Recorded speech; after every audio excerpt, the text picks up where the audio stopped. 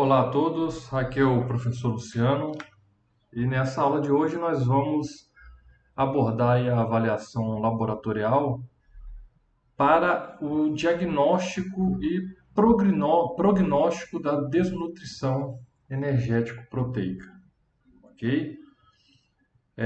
Em nosso país, tá, nas últimas décadas, nós estamos aí passando pela chamada transição nutricional, em que a prevalência da desnutrição ela tem diminuído em detrimento aí do aumento da prevalência da obesidade, porém ainda nós temos aí casos de desnutrição energético-proteica muito graves em regiões específicas do nosso país, em bolsões de pobreza, né?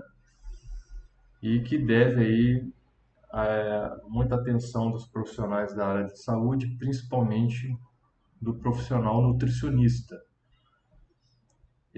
Também a gente tem não só a desnutrição primária, que nós veremos adiante, que é por consequência da baixa ingestão de nutrientes e, consequentemente, de calorias advindas dos macronutrientes, mas também de complicações e consequências de patologias, ok? E de alguns estados aí catabólicos como trauma, certo? Bom, então a desnutrição ela pode ter aí algumas algumas causas, né?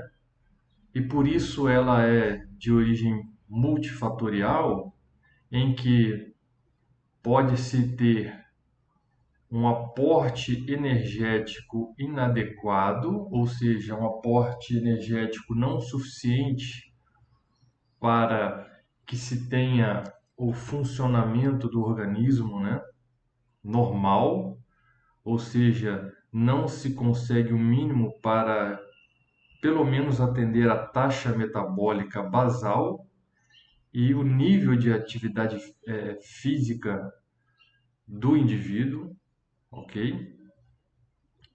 Uma doença de base catabólica ou hipercatabólica, em que somado a algumas consequências, alguns sintomas da doença, isso pode agravar o estado da desnutrição, por consequência de má absorção, inapetência e alguns sintomas gastrointestinal, ok? Náusea, vômito, diarreia e desidratação, por exemplo, ok? Então, isso também vai influenciar no aporte adequado de nutrientes e um desbalanço ao final, né, que a gente classifica como a desnutrição, que é a nutrição, né, desregulada, inadequada, inapropriada. Então, em relação à desnutrição primária, nós temos algumas condições aí, a gente verá a seguir em uma ilustração para melhor compreender, que ela está relacionada diretamente com a condição socioeconômica, tá? Ou seja, o acesso adequado aos alimentos. Está relacionada também, principalmente a crianças, tá? Na primeira infância, ao desmame precoce do aleitamento materno e consequente início de uma alimentação complementar inadequada, pobre em proteínas, tá? O exemplo são alimentos à base aí de mingau de carboidratos, né? Deficiência específica de algumas vitaminas e minerais, que são cofatores aí também para as reações do metabolismo energético, mas por muitas vezes também são consequência da baixa ingestão de alimentos, em que o indivíduo não só tem a deficiência de macronutrientes e, consequentemente, de energia, mas também de vitaminas e minerais, uma vez que esses nutrientes também são veiculados pela matriz alimentar. E outro fator importante que são os fatores emocionais, a depressão e o isolamento social, principalmente em idosos, que influencia diretamente na ingestão alimentar e, consequentemente, em um estado nutricional inadequado, ok? Nós temos então a desnutrição secundária, que ela é originada de alguma doença de base, ok? Então, por exemplo, as neoplasias malignas e ou alguns procedimentos como a rádio e a quimioterapia, que são utilizados no tratamento das neoplasias, tá? Doenças do trato gastrointestinal, em que o indivíduo, além de ter um estado catabólico por consequência da inflamação e infecção, ainda tem o agravamento, a depender do caso, da má absorção a nível intestinal de alguns nutrientes, tá?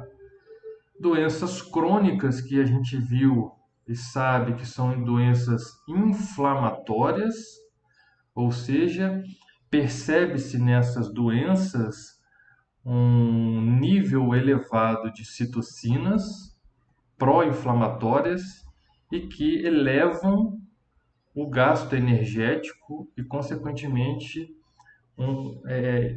estabelece-se um estado catabólico.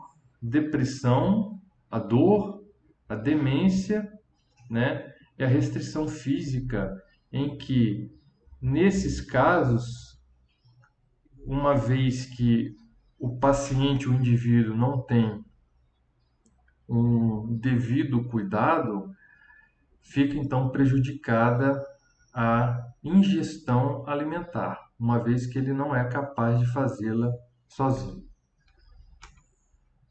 Então essa figura aqui nos dá uma ideia, tá, da etiologia da desnutrição, certo? Nós temos então nessa parte de cima aqui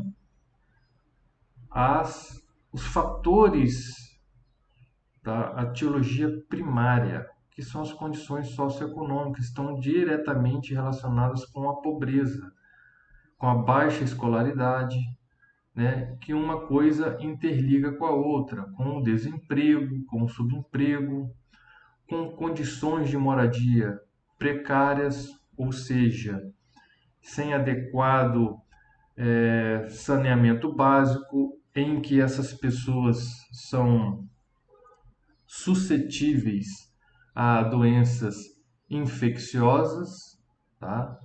Se comparado ou se comparadas à população de maior renda e de melhores condições de moradia, né?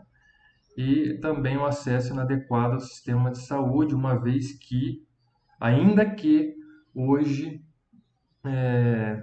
tem-se um esforço aí para que todas as comunidades tenham o acesso, pelo menos, ao atendimento primário, né? Mas podemos perceber, então, que a desnutrição de causa primária é aquela em que o indivíduo, a família, é incapaz de prover adequadamente a sua própria alimentação, né?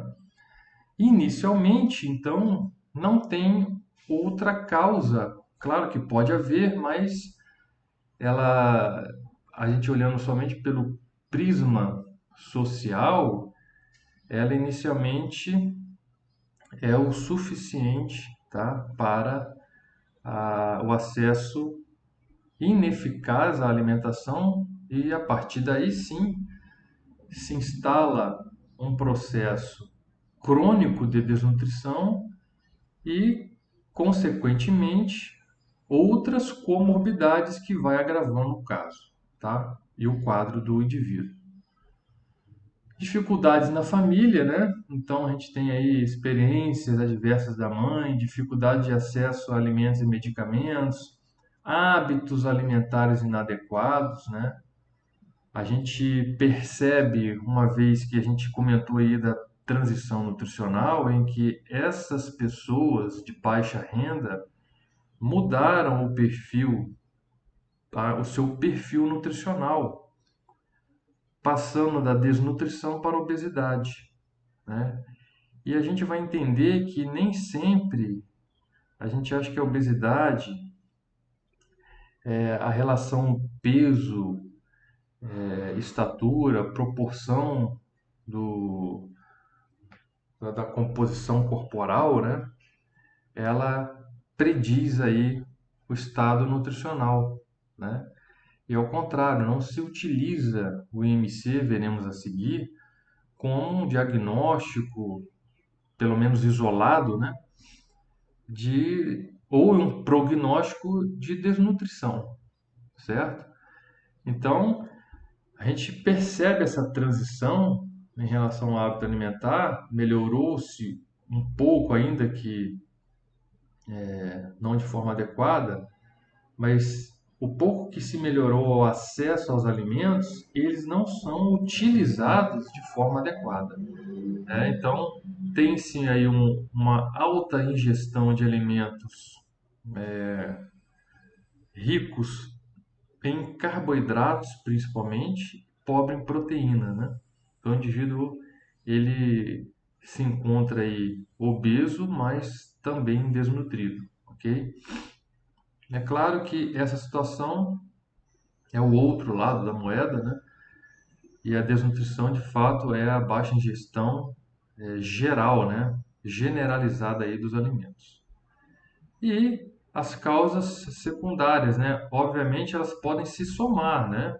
E, consequentemente, potencializando, né, o agravamento da outra. Então, são as doenças associadas que nós vimos, né? Doenças em que se tem aí um aumento da demanda metabólica e que associada à ingestão, seja por questões de hábitos alimentares inadequados ou por dificuldade ao acesso dos alimentos, de fato, a comprar o alimento, a gente tem então uma dificuldade de controlar, né, o estado nutricional desse indivíduo, uma vez que, além desse fator injúria da doença, nós temos a problemática aí dos hábitos alimentares, né, e da dificuldade, basicamente, do acesso aos alimentos. Não podemos esquecer que condições precárias de moradia também é um fator potencial para a piora do quadro, uma vez que essas pessoas estão expostas a agentes infecciosos, tá? Muito maior do que em relação às pessoas aí com melhores condições, ok? Obviamente, esse quadro aumenta aí a taxa de mortalidade desses indivíduos. Então, nós temos aí basicamente dois grupos populacionais mais importantes em relação aí à desnutrição, que são as crianças, tá? Principalmente aí na primeira infância, os idosos, tá? E principalmente adultos e idosos hospitalizados. A gente vai ver à frente, inclusive vai utilizar alguns parâmetros de avaliação do estado nutricional e também não só para o diagnóstico, mas também para o prognóstico, né, de adultos e idosos hospitalizados, uma vez que a própria internação por si já é um fator para a desnutrição do indivíduo. Bom, Em relação à classificação da desnutrição para criança, né, a gente tem uma divisão, ainda que essa divisão, ela no meio acadêmico, ela ainda é questionada por alguns autores, né? Mas o que nós temos é para a criança a situação aí do marasmo e do cachocó, tá? Em que didaticamente a gente assume, tá? Para uma criança com marasmo, uma deficiência preponderante de calorias, tá? Ou seja, tem-se um aporte de proteína melhor do que no kwashiorkor. Embora isso não seja verdadeiro totalmente, em que não se tenha uma deficiência proteica, porém ela é bem menor que no kwashiorkor. E no kwashiorkor nós temos aí a desnutrição calórico-proteica ou majoritariamente proteica nas crianças, ok? Então, essa nomenclatura, essa classificação da desnutrição é utilizada para crianças. Então, o marasmo com uma deficiência preponderante de calorias e o kwashiorkor com uma deficiência proteica ou calórico-proteica. Para o adulto, o que a gente tem como uma classificação seria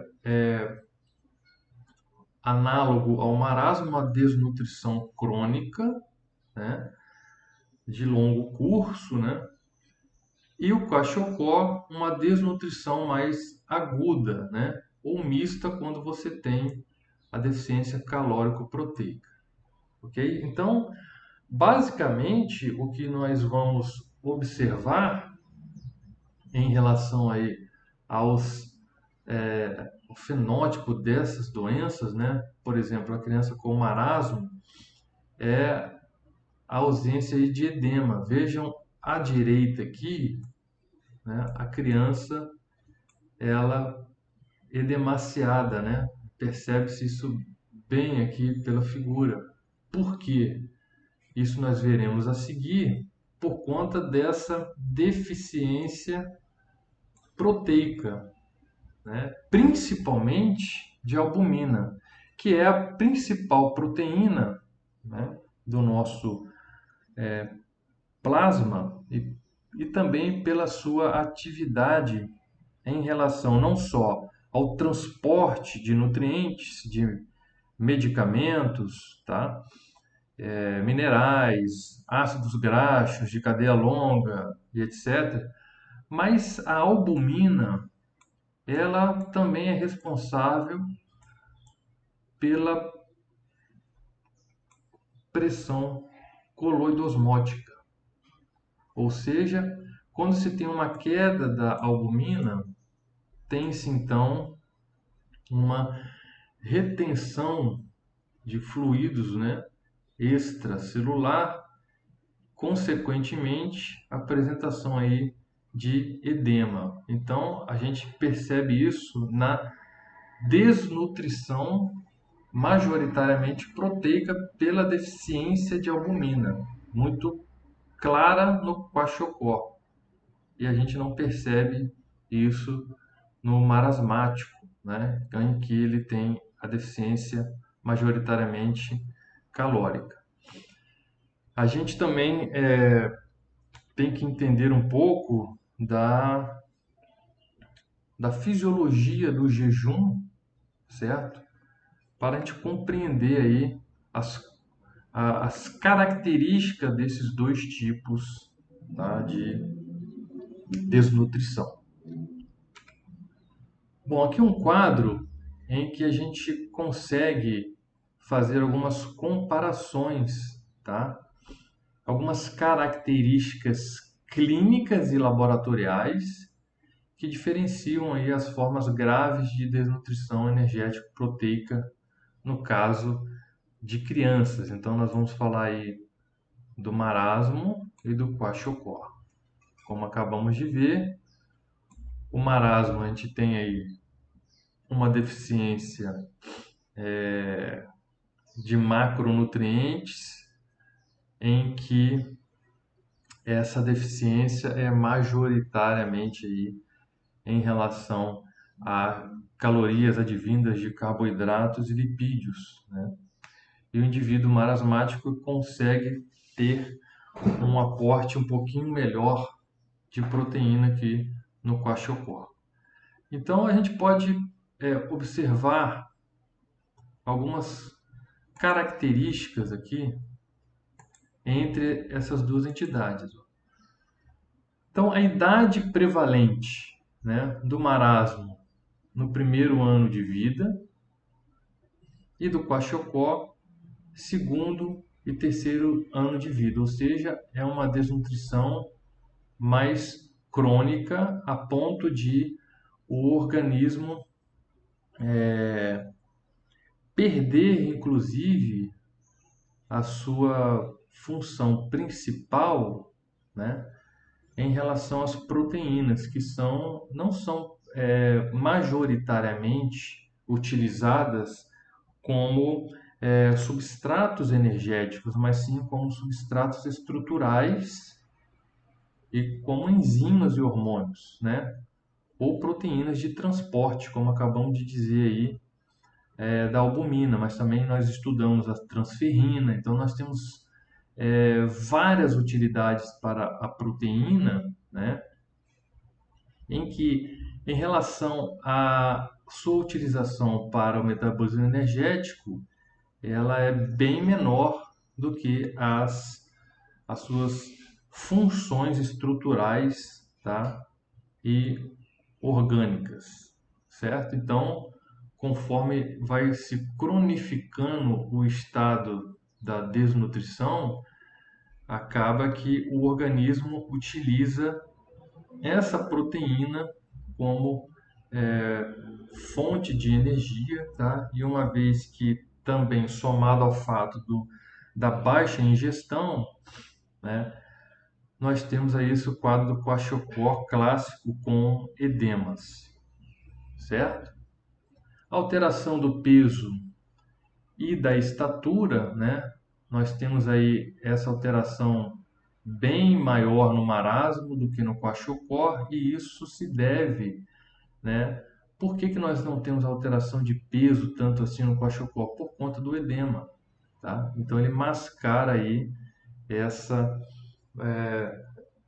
perda orgânica, ok? De massa muscular principalmente. Como acabamos de dizer, o edema clínico ele está ausente no marasmo e presente no kwashiorkor por conta da deficiência da síntese de proteína chamada albumina, que faz o equilíbrio aí, né, coloidosmótico do nosso organismo, certo?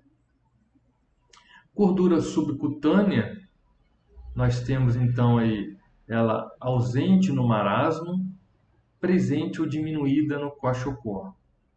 A hipotrofia ou atrofia muscular presente nas duas situações, tá? Dermatoses nós temos menos frequente no marasmo e frequentes no kwashiorkor. Alterações dos cabelos frequentes no marasmo e por conta da deficiência majoritária de proteína no kwashiorkor muito mais frequente, tá? A hepatomegalia, tá? Por esteatose, então vejam vocês que a esteatose não é uma consequência da ingestão inadequada de nutrientes, no caso de uma ingestão exagerada ou de uma ingestão acima do recomendado, associada também ao sedentarismo, no caso de indivíduos obesos que desenvolvem a esteatose hepática, né? O esteatohepatite, a gente também percebe a presença dessa situação aí no kwashiorkor, ok? Devido aí à alta mobilização de ácidos graxos como fonte de energia para o organismo. O apetite diminuído nas duas situações, tá? O retardo do desenvolvimento neuropsicomotor também, ele é comprometido nas duas situações, tá? O estado mental, então, no marasmo, você tem um estado aí de alerta e no quachocó de apatia e desinteresse, tá?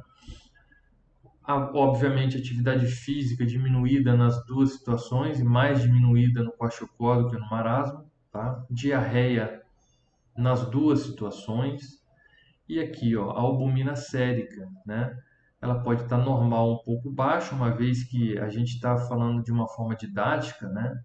Então, inclusive, a albumina é um parâmetro para a avaliação do estado nutricional, né?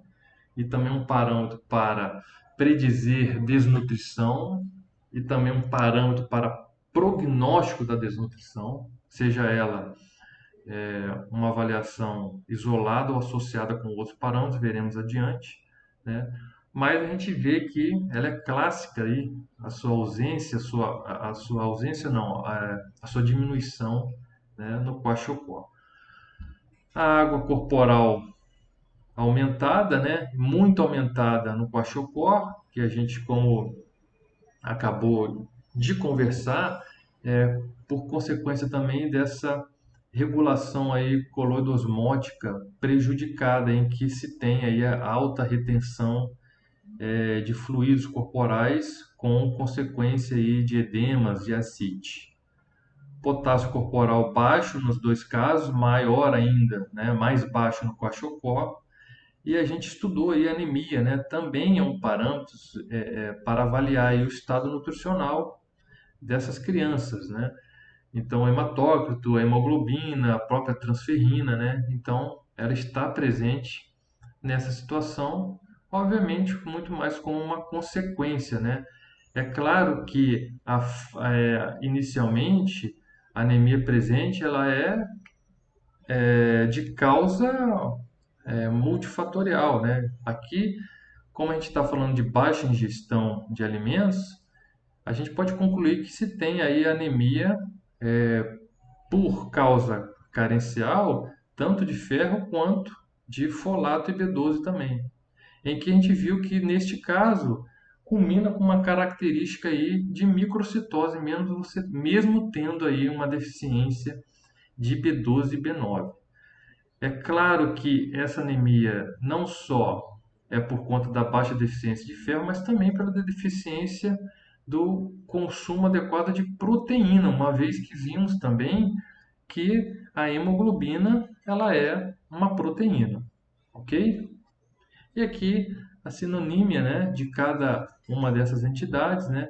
O marasmo, uma subnutrição, atrofia, uma desnutrição global e o Kwashiorkor, a desnutrição proteica, distrofia pluricarencial hidropiogênica. Bom, em relação ao marasmo, a gente tem aqui um esquema para a gente entender, né, a adaptação metabólica do organismo, né, a um regime de economia, certo? Então nós temos um estado de fome, certo? Em que quando a gente tem uma baixa ingestão de alimentos, né, uma baixa ingestão generalizada e consequentemente a gente tem uma baixa ingestão de carboidratos e de proteína, nós teremos aí uma diminuição da produção e da secreção de insulina, tá, no sangue e um aumento do cortisol, que é um hormônio aí que vai um hormônio do estresse metabólico, ok?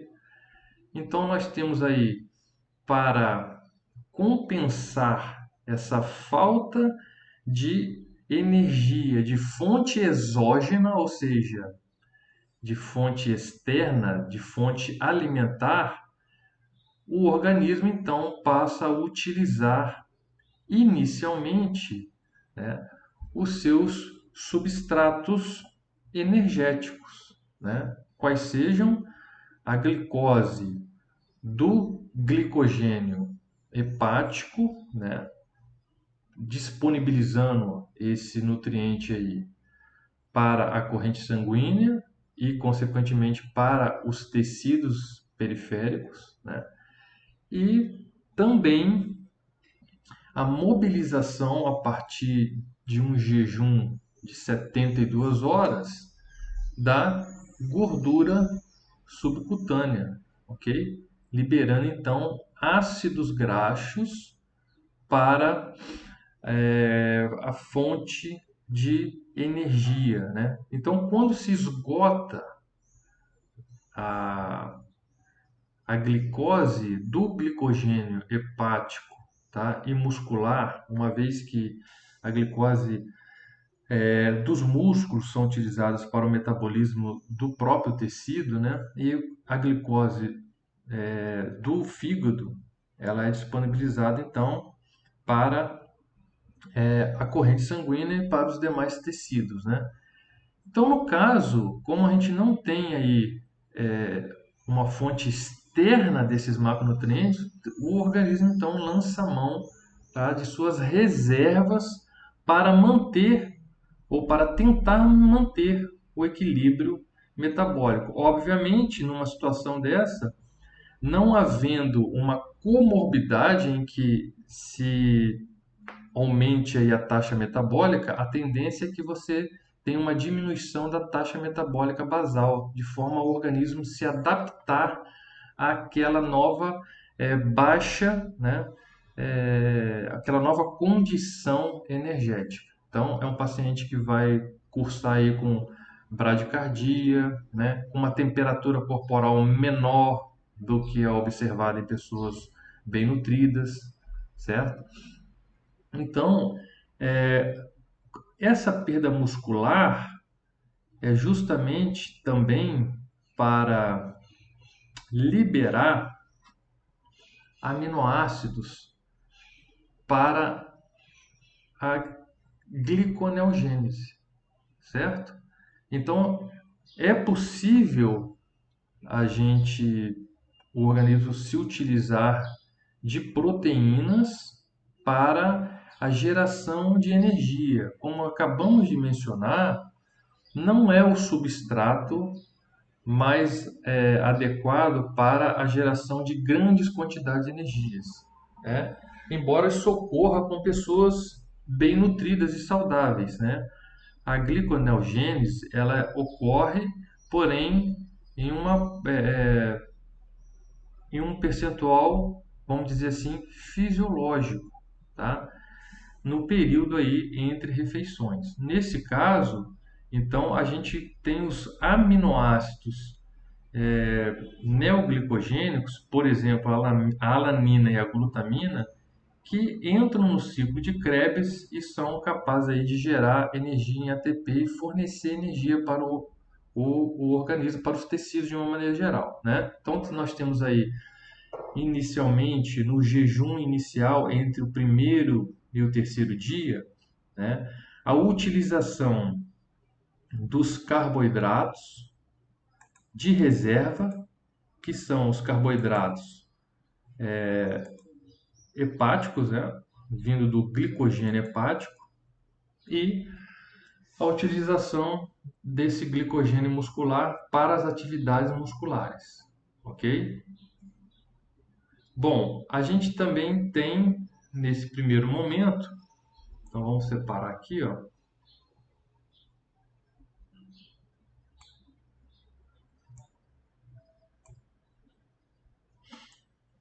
a utilização, né, basicamente da glicose, do glicogênio hepático,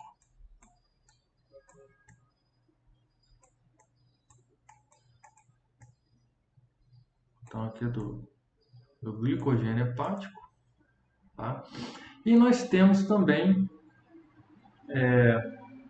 a gliconeogênese, que ela basicamente é realizada com aminoácidos e também por lactato e glicerol, né, que é da quebra de gordura que nós veremos aqui no segundo momento.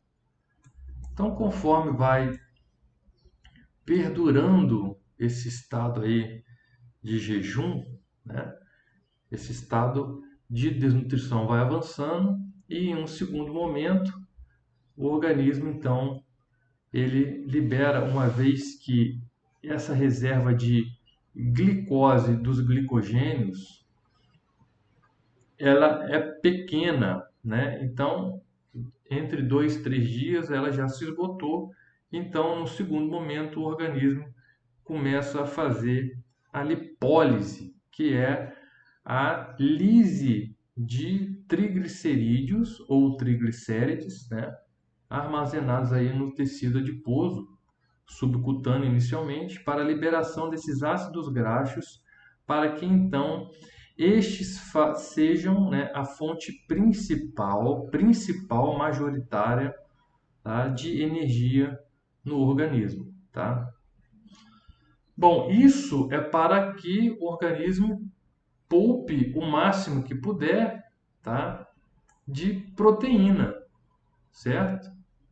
Uma vez que a gente acabou de ver que é um macronutriente aí muito importante, né, em relação às atividades orgânicas e também como um nutriente estrutural. Então nós temos um primeiro momento a queda da insulina, a liberação então de cortisol e também o aumento de glucagon, que é um hormônio antagônico à insulina, e a liberação então da glicose de reserva, uma vez que não tem o aporte, né, dessa glicose exógena, tá?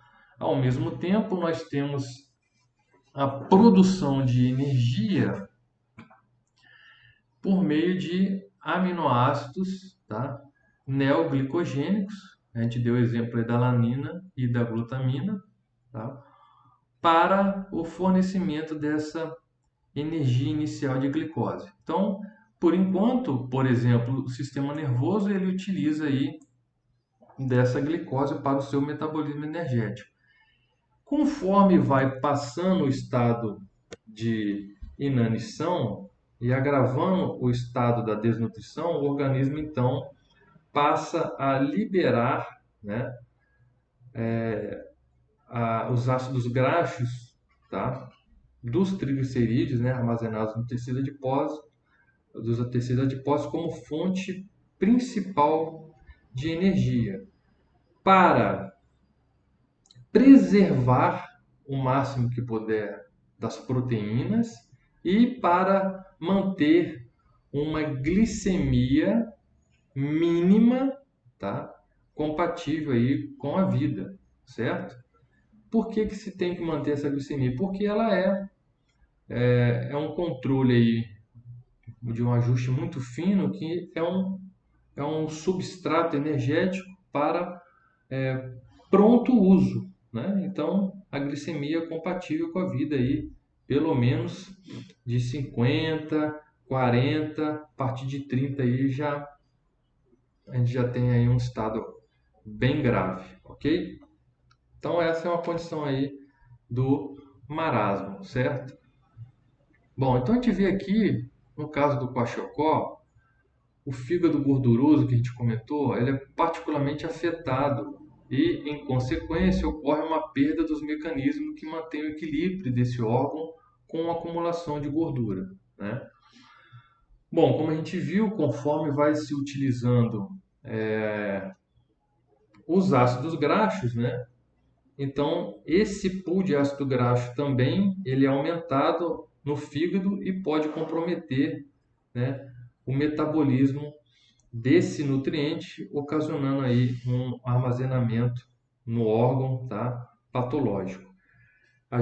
Eu não comentei aqui, mas o que ocorre nesse segundo momento também com o cérebro, né, é que a beta-oxidação ou seja, a oxidação desses ácidos graxos, tá? Para a geração de energia, ou seja, de ATP,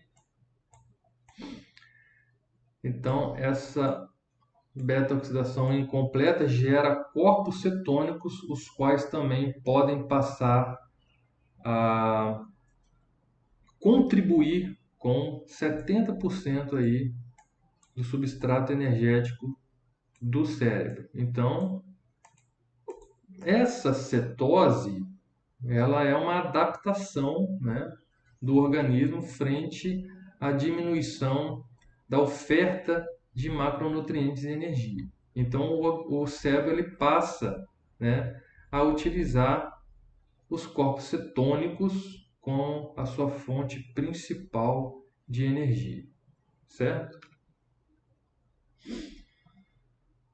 Bom, então aqui no caso do Kwashiorkor, da mesma forma a gente vê aí uma dieta pobre, né? Uma relação baixa de proteína e energia, certo? E aí uma, uma confusão aí entre o hipotálamo, né? E os tecidos periféricos, né? Nós temos então um aumento da glicemia pós-prandial. Então, uma primeira mensagem aí é a liberação de insulina para ativar os processos anabólicos, certo? Para preservação da massa muscular e do tecido adiposo. Isso quando se tem, então, um aporte mínimo aí de carboidratos. Então, obviamente, a gente tendo esse carboidrato disponível, né, para a digestão e para a absorção, nós temos uma consequentemente, a síntese e secreção de insulina para a remoção desse nutriente, né, ou seja, da glicose, para as células a fim de utilizá-la como fonte principal de energia, certo? Bom, nós temos um baixo suprimento de aminoácidos. Nós vimos que, então, no cachorro a deficiência majoritária de proteínas, né? Então, a falta de substrato para o anabolismo, ou seja, uma proteína estrutural, né? Então, a composição distorcida de aminoácidos plasmáticos, certo? A consequência disso tudo, em que você tem alguma coisa de glicose, né? Mas muito pouco de proteína, né? É a diminuição do fornecimento de aminoácidos, ácidos graxos e glicerol para o fígado, tá? Então, a gente tem a baixa produção de albumina, que a gente viu que ao final a deficiência proteica, ela obviamente vai prejudicar a síntese de tudo, né? De cabelo, de pele, renovação celular e das proteínas de transporte também, como a albumina. E como ela é responsável pelo equilíbrio, pela pressão coloidosmótica, a gente tem aí uma situação de edema. Ok, pessoal? Bom, aqui nós temos um quadro com sinais e sintomas de deficiências ou excesso de nutrientes, ok? E aí a gente consegue perceber, né? Isso é muito importante para a nossa avaliação clínica. A gente já conversou bastante que a avaliação bioquímica por meio dos exames laboratoriais, ela é uma parte da avaliação nutricional e que, portanto, não deva ser utilizada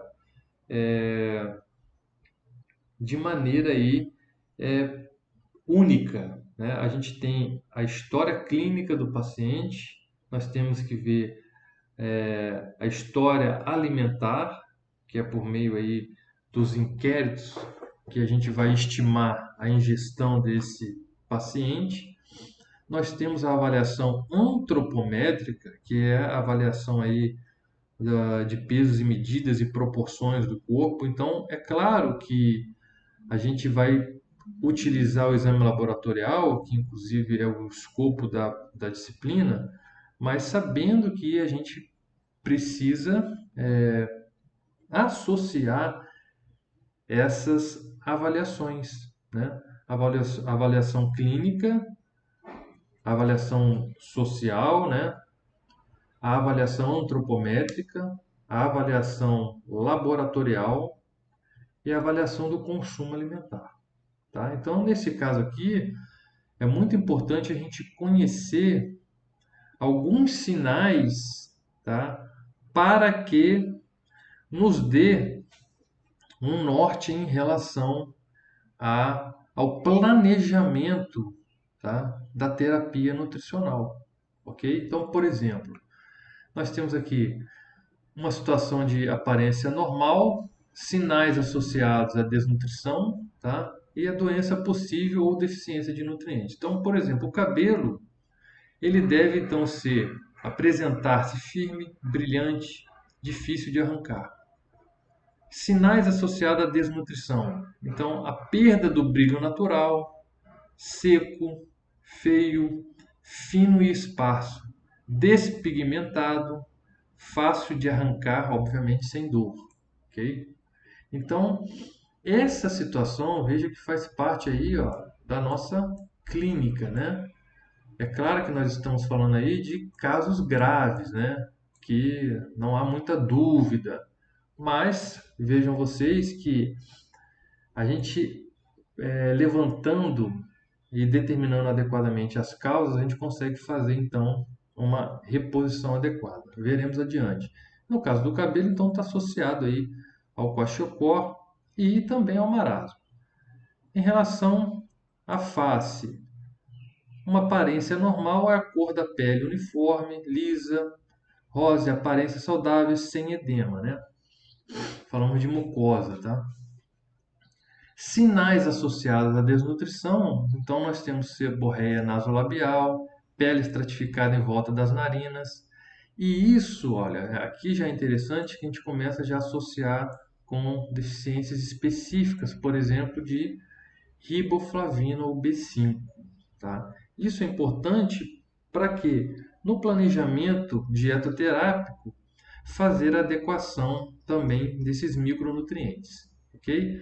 Como a gente acabou de ver, face edemaciada, então está ligada com kwashiorkor. Olhos, uma aparência normal, espera-se brilhantes, claros, sem feridas nos epicantos, membranas úmidas e róseas, sem vasos sanguíneos proeminentes, nem acúmulo de tecido esclerótico. Então, sinais associados à desnutrição. Nós temos a conjuntiva pálida. E a gente viu que isso também é um sinal de anemia, certo? Manchas de Bitot, xerose conjuntival, xerose córnea, tá? E serotomalácia, tá? Isso tudo está está associado à deficiência de vitamina A. E a gente vai ver adiante que essa deficiência de vitamina A também pode levar à diminuição de leucócitos. E a gente vai ver também que um dos parâmetros para diagnóstico ou prognóstico também é o número de leucócitos, principalmente o número de linfócitos, ok? Vermelhidão e fissura nos epicantos, arco córneo, tá? Anel branco ao redor do olho, então relacionado aí com riboflavina e carência também de piridoxina B6, ok? Xantelasma, pequenas bolsas amareladas ao redor dos olhos, está relacionados aí com a hiperlipemia, ou seja, é no estado aí em que nós temos a utilização majoritária dos lipídios, né, como fonte de energia, ok? No caso dos lábios, né, espera-se numa aparência normal, liso, sem edemas e rachaduras. Sinais associados com a desnutrição, nós vamos observar estomatite angular, né? Lesões rosas ou brancas no canto da boca, também relacionada com a riboflavina.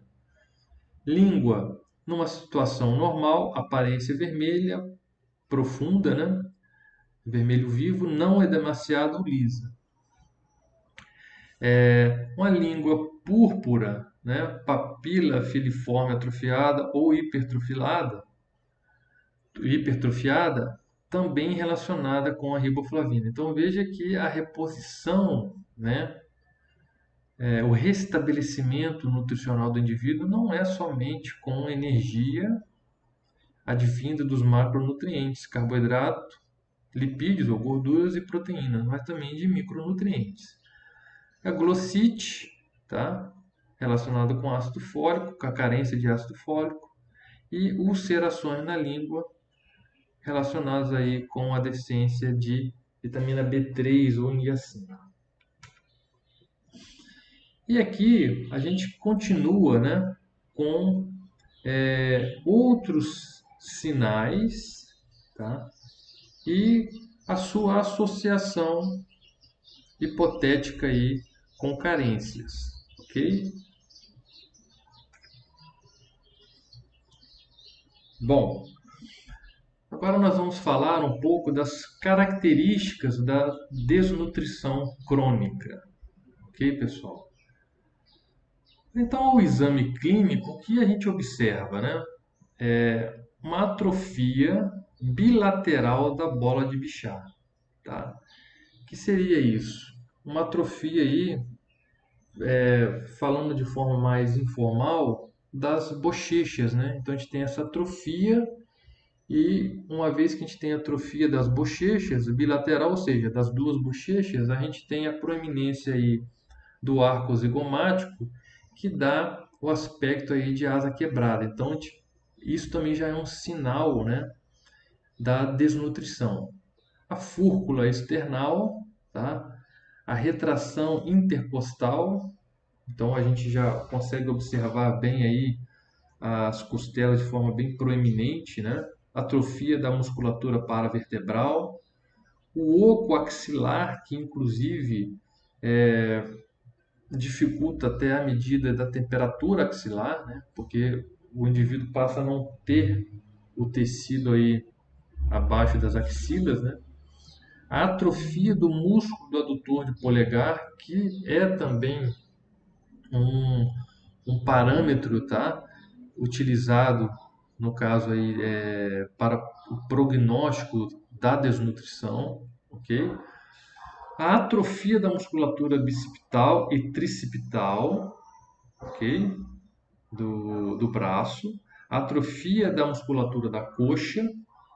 A atrofia do músculo gastrocnêmico da panturrilha, que é muito utilizada aí para o prognóstico da desnutrição em idosos.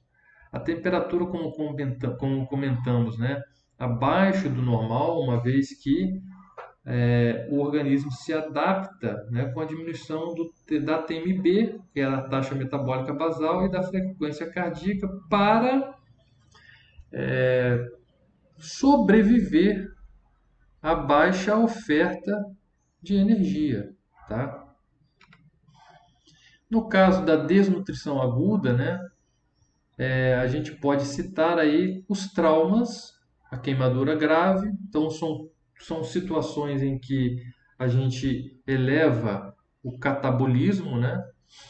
E muitas das vezes eles podem ter uma gravidade maior, né? Por conta dessa agudização. Processos infecciosos, como a gente comentou, que é um fator agravante no caso também de crianças, além da baixa oferta ou oferta inadequada de nutrientes, essas crianças viverem em ambiente aí de risco, né? Sem saneamento básico, então tendo um risco maior, tá? De adquirir aí algumas doenças infecciosas e agravando ainda o quadro por conta da desnutrição, né? Como a gente comentou, também crianças menores de 2 anos com amamentação materna interrompida, né? E substituída por alimentos e refeições desequilibradas, que a gente comentou aí à base praticamente de carboidratos, tá? Hipoalbuminemia, que é a diminuição da albumina sérica, tá? O que pode levar ao edema, à ascite, uma vez que a gente viu que a albumina é responsável pela pressão coloidosmótica, tá? Do plasma. Então, a consequência é a retenção de fluidos, né? Com edemas ou ascite. Hepatomegalia, alteração na força e aparência dos cabelos, depressão da imunidade celular e a deficiência da cicatrização. Então, tudo isso acaba sendo consequência aí de uma desnutrição aguda, tá? Não só da aguda, mas também com a crônica, mas principalmente a aguda em que o profissional, a equipe multidisciplinar tem que agir com rapidez para o restabelecimento aí da situação nutricional, né? Então vamos lá. O que são indicadores de mau prognóstico para a desnutrição, né? A idade menor que 6 meses, as proteínas séricas totais abaixo dos valores de normalidade, tá? Inclusive, essas proteínas são utilizadas como prognóstico da desnutrição, ou seja, o que se infere em relação à situação atual do paciente, a sua recuperação ou o risco aumentado para morbimortalidade. Também é um indicador de mau prognóstico processo infeccioso concomitante, né? Por exemplo, respiratório urinário. Sinais de insuficiência cardíaca, como taquicardia persistente, que pode ser agravada também com a anemia ferropriva, né? Anemia grave ou tendência à hemorragia, a desidratação, consequentemente o desequilíbrio hidroeletrolítico, né? E aí sim aqui a gente passando a ter de uma cetose fisiológica a uma cetoacidose, né? Uma acidose metabólica. A hipoglicemia, que a gente viu que há um ajuste para se manter uma glicemia mínima como um substrato prontamente utilizado em casos de necessidade, né? A hipotermia, né? O que pode levar ao choque, icterícia clínica ou elevação da bilirrubina, lesões cutâneas, exudativas e petequias. Então, aqui a gente já vê também um comprometimento, tá, da coagulação. Então, tudo isso é, é indicador de mau prognóstico para a desnutrição energético proteica. Ok? Bom, a gente vai ficando por aqui hoje, tá? E retornamos aí na próxima aula para dar continuidade à avaliação laboratorial da desnutrição energético proteica. Um forte abraço a todos vocês, bons estudos e até a próxima.